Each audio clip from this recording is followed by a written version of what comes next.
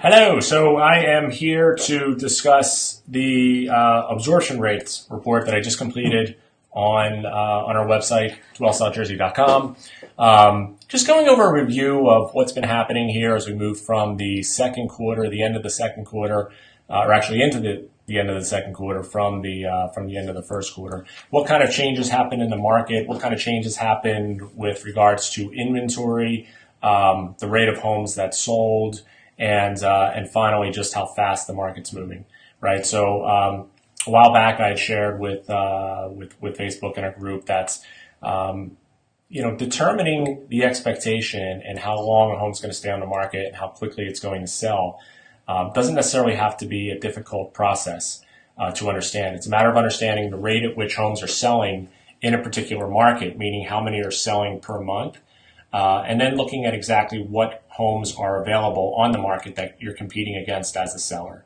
right? As long as you position your home so that you are among the best values that are currently on the market at the time, then you're greatly increasing your opportunity to sell in 30 days, 60 days, whatever the time frame is that you're looking for. So as we look at this backdrop, I'll explain the whiteboard that's behind me here and also go through some details. I'm going to share my screen and show some of what I've been referring to. So in this slide, I basically want to explain like what's happening in the market, what's the methodology of this absorption report that we're sharing, right? And so two numbers are important, one of which is the current inventory. These are the number of currently active homes that are available here in South Jersey as a whole. Our report aggregates data for single family homes together with condominium homes only. So these are single family residential dwellings, a single family residence, a one family condominium. We're not including multifamily, commercial, or land listings from this particular study. Secondly is the rate at which the amount of inventory that's available in a particular given market. So this is how many homes are selling per month, and then we simply divide how many homes are selling per month by the total number of active listings, telling us how long it would take for that inventory to sell out if no additional listings came onto the market during that time. So, and then below in the bar graph that you can see on the screen, right, when we have a market that has less than 6 months supply, like 3 months, 4 months, 5 months supply, we historically speaking have more of a seller's market, which also is indicative of the fact that prices will have a tendency to start to rise. A neutral market, as is explained, would be apparent when we have a market that has between 6 and 7. And in our market locally, I would even venture to say maybe more like 7 or 8, or a little more than 8 months supply, only because we still have a lot of distress. And sometimes we have higher inventories of homes that are in distress that have been on the market a little bit longer. So when we see absorption rates or month supply in the 6, 7, 8 month range, we feel like we have a pretty balanced market. Home prices tend to stay relatively stable. And then when we have when we have month supply that are going to be greater than, say, 8 months, 9 months, 10 plus, then we have more of a buyer's market. Prices have a tendency to depreciate over the long term if that doesn't change, factoring in some normal seasonality. So I'm going to move on to another page here. So here we have, we're taking a look at basically what the absorption rates are over the course of, currently. And then behind me, like I said, I broke down just so we can kind of see like where trends are, because the market's changed, it's changing rapidly, right? These are numbers in every single town virtually in South Jersey that were double digit not that long ago. So the market's improved pretty dramatically. You can see, for example, Linwood at 11.7 months supply. Back in April was 13.6, right? Northfield down to 5.6 months. Back in April was 6.1 months supply. Summers Point, Absecon, Pleasantville, Egg Harbor City, Egg Harbor Township, Galloway, Hamilton, Malka, Hamilton, every single town. Hamilton has been relatively stable, but just about every other town has seen a dramatic decrease in inventory and a great improvement in terms of what's happening in our line of seller's market, neutral market, buyer's market. Everything is shifted pretty much to being, pretty much in a balanced market type of a position. So that's something that's exciting that we're happy to see locally, and certainly showing some signs for improvement in the market. As we move into some of the shore communities, we can see here the numbers are a little bit higher, right? Still showing improvement, still showing increases or decreases in total inventory. So homes are starting to sell a little bit faster. Days on market is starting to improve. We still have a lot of inventory in some of those markets, even though the number of sales has been like greatly outproducing the last year. There's still a lot of inventory that's been lingering over the last couple of years. A lot of new construction inventory that's come onto the market. So just a lot of competition that market has to work with. But still, that being said, we're starting to see it become very competitive. Ocean City, the forerunner in terms of that market's been on fire now for a good couple of years. But in general, a greatly improving market.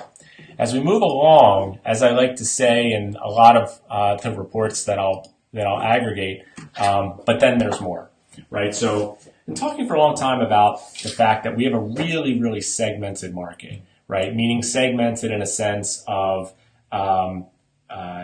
normal sales versus distressed sales, short sales, bank foreclosures, etc. What I did in this report is I broke it down based upon sales price because we have a very segmented market in terms of sales price. And so as you can see in these towns here, I broke down and I categorized our segments based upon a percentage of where median is. So in this chart, you can see I've got the median sales price for the second quarter of 2017, and then I have what the absorption rate for homes that sold below median sales price, what the absorption rate is for homes that sold between median sales price and 2 times median, and then finally what the absorption rate is for homes that sold at 2 times plus median sales price. So, and as you can see, big disparity, right? We have like what I've described as a compression happening into market, whereby at the top end of most of these towns, we still have big inventories and a relatively flat market. Yet when we're at entry level, meaning everything that's at like median and below, we have an extremely fast moving market. So you can see some of these absorption rates: Linwood 4.7 months, Northfield 3.5, Summers Point 2.9, like crazy. Like they're down in a seller's market type of a dynamic. Let me just bring back that other bar graph that was on the first slide. Right, so less than 6 months seller's market, homes have a tendency to appreciate. Right, so fast moving market in those segments. When we look at where the market is, right, even into the townships, Egg Harbor Township 3.8 months supply below median, Galloway Township, Hamilton Township, really, really fast moving markets with prices starting to. So if you've been a buyer at entry level, you've probably noticed over the course of the last 4 months, 6 months, maybe even like 9 or 12 months, you found yourself in a competitive environment dealing with multiple offers and in some cases seeing prices sell for over the asking price. That's exactly the reason why you're seeing this happen. Really, really strong demand, really low supply. It's just math. When you move above median, right, median to 2 times median, the market's improved greatly over the course of the last 9 months.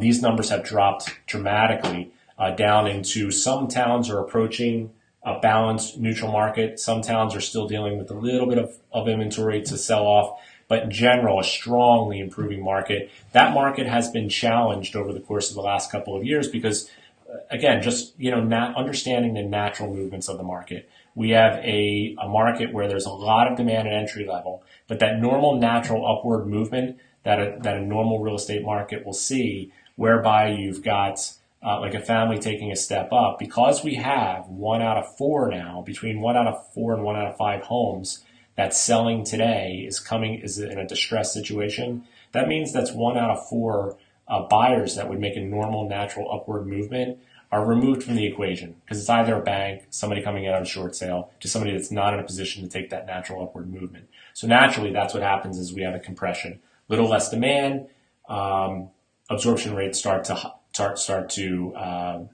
climb a little bit. When you get up into that next bump up, 2 times plus median, and then above, same thing. We've got thinning demand, increasing inventories or maintaining high levels of inventory, and we've got some higher numbers in those markets. So as we move down into the seashore communities, you're finding similar patterns with the absorption rates as you move from below median to between median and 2 times, and then above, and then 2 times plus median, what I'll categorize as like the luxury end of the market. And then we can see that on clearly on this slide. So like this is an important part of the pricing conversation that we'll have day in and day out with sellers to make sure that we're understanding like how we're positioning ourselves to give ourselves the best opportunity to be sold. If there's any questions, I've included in the link in the video a link to this landing page so you can see for yourself, take a look, look at the numbers. If you have any questions regarding any of our methodology, the kind of the science or the reasoning behind why we look so closely at these kind of numbers, please don't hesitate to reach out to myself or any of our group here. We're happy to help you understand so that you can, our goal, as I say here, is that you can make the most informed and best educated decision possible regarding certainly a very valuable asset. So I thank you for taking a few minutes and look forward to having an opportunity to certainly help you as we move into the second quarter. We've got like back to school week, I guess, is this week or next week. And so historically, we enter our second big selling season of the year residentially, right? In the first half of the year, we typically have a strong spring. Then ordinarily we have a little bit of a quiet summer, and then we kind of bolster up as we typically once the kids go back to school, I almost reference it as like a switch gets turned back on, and the buying demand resurfaces as we get into September, October.